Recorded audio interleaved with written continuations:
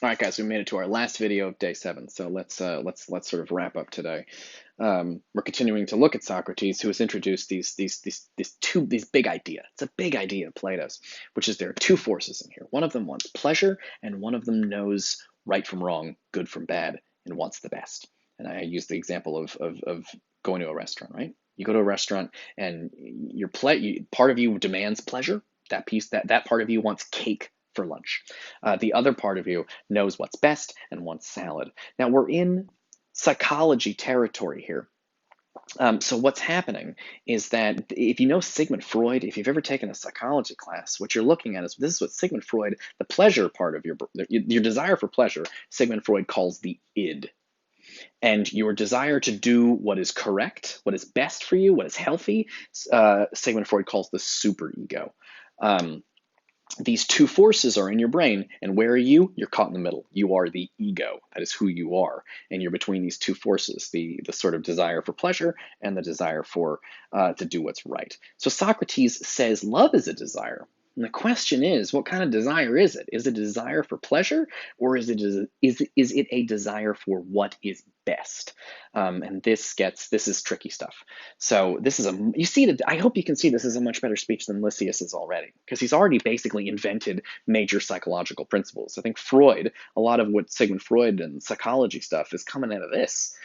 This is like an early attempt at thinking about psychology. If you ever feel like there are forces in you where you want two things and they contradict each other, that's what Plato's talking about. And I think we've all experienced that, where inside we want two different opposite things at the same time. And there's been great works of literature like Wuthering Heights written about this. It's how you get complicated people who want contradictory things.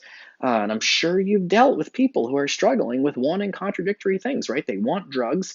They know they probably should stop doing drugs, right? Everybody struggles with these multiple forces, and it's complicated and difficult. So let's take a look at this. All right. So he says here, and these two are sometimes in harmony, meaning sometimes the pleasurable thing is the best thing, and then again at war, because sometimes you want cake and you know you should have salad. And sometimes the one, sometimes the other conquers. When opinion, by the help of reason, leads us to the best, the conquering principle is called temperance. That's reasonableness, doing the right thing. But when desire, which is devoid of reason, rules in us and drags us to pleasure, that power of misrule is called excess. So this is like a reasonable amount. This is too much. The issue is reason.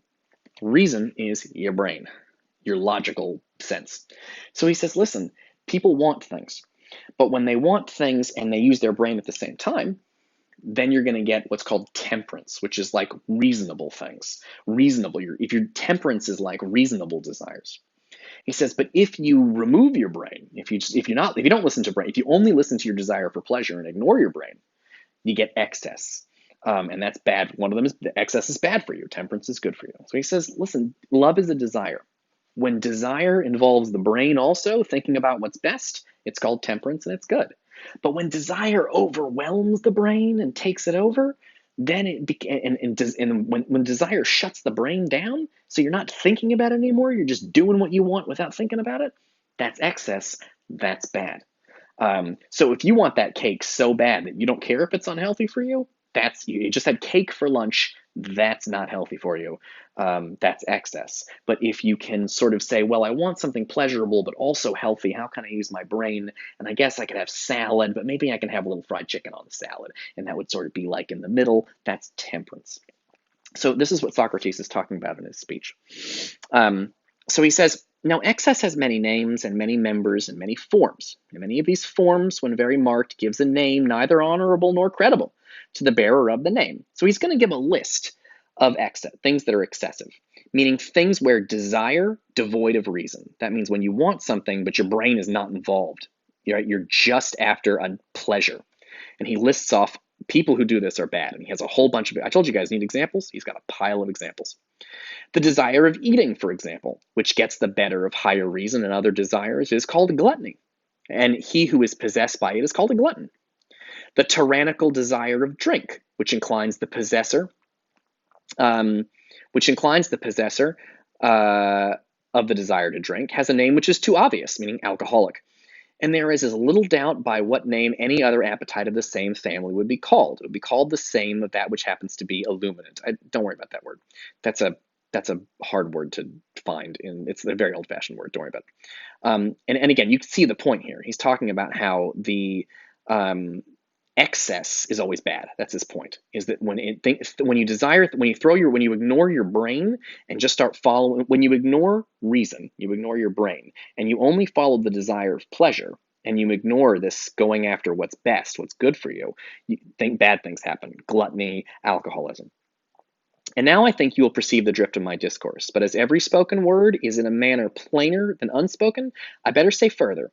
The irrational desire which overcomes the tendency of opinion towards right and is led away to the enjoyment of beauty, especially of personal beauty, by the desires which are her own kindred, that supreme desire, I say, which by leading conquers and by the force of passion is reinforced, from this very force, receiving a name, is called love. Right? So he's defined love in this complicated way. It's an irrational desire which overcomes the desire for what's right and best. It just wants enjoyment of beauty, especially of personal beauty. And by the way, how do you enjoy personal beauty? Well, one of the things he's thinking of here is sex. By the desires which are her own kindred, that supreme desire, which by leading conquers by the force of passion is reinforced, from this very force, receiving a name is called love. And now, Phaedrus, I shall pause for an instant to ask whether you do not think me, as I appear to myself, inspired. So he pauses in the middle of the speech. But the point is that he sees love, romantic love, of the type that Lysias has been talking this whole time about romantic relationships. And Socrates thinks these romantic relationships are these kinds of irrational desire for pleasure, because people who want to get into romantic relationships, they're often looking for like the sexiest people, the best looking people to have sex with, and that they're not thinking about what's best, what's the right thing to do, or what's healthy, or what's good. They're just thinking about pleasure. They're thinking about sex. And so for Socrates, he thinks this is excess. This is bad for you. He says you're following that natural desire for pleasure and you're ignoring what is best and the best way to behave and the best way to live. So he's defining love, because remember Lysias's definition of love. He said the lover is often very irrational and isn't thinking straight. Socrates agrees with that. And he sees it. He compares being in love, because you're not thinking straight, you just want what you want. He thinks it's like alcohol, like being an alcoholic, or being a drug addict, or being gluttonous and eating a pile of food. He sees it as being a dangerous thing like that, because Socrates really likes the brain. And Lysias was pointing out that being in love kind of shuts your brain down. That's the whole reason he was saying better to have a romantic relationship with a friend. Their brain is still working. But somebody in love, their brain's not working anymore. So he makes this argument. And so Socrates agrees with Lysias, but he says it in a more interesting, kind of more complicated way. And then he stops in the middle to say, don't you think I'm doing a good job, Phaedrus? Yes, Socrates, you seem to have a very unusual flow of words. Listen to me then in silence, for surely this place is holy, that you might not wonder if as I proceed I appear to be in a divine fury, for I'm already getting into I can never pronounce that. Dithyrambics. So his point, we could look it up and find out how it's pronounced, but his point is that he says he feels inspired. This place must be holy. It's inspiring me to say crazy things.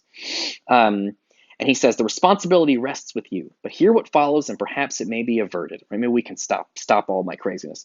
All is in their hands above. I will go on talking. So he stops in the middle of his speech. But the point is that he's defined love in an interesting way. He agrees with Lysias that it's irrational, but he's widened it. You see how he's made the subject bigger? It's not just about how people in love are irrational. It's that following irrational desires, there's a whole bunch of different irrational desires, including the desire for food, the desire for alcohol and drugs and all these kinds of other things. And so he's thinking about bigger subjects. He's taken Lysias' subject and enlarged it. That's just what you would do if you were writing a paper. You would read this, and then you would hear what they had to say, and then you might take it somewhere else or make it bigger in some way, and that's what Socrates has done.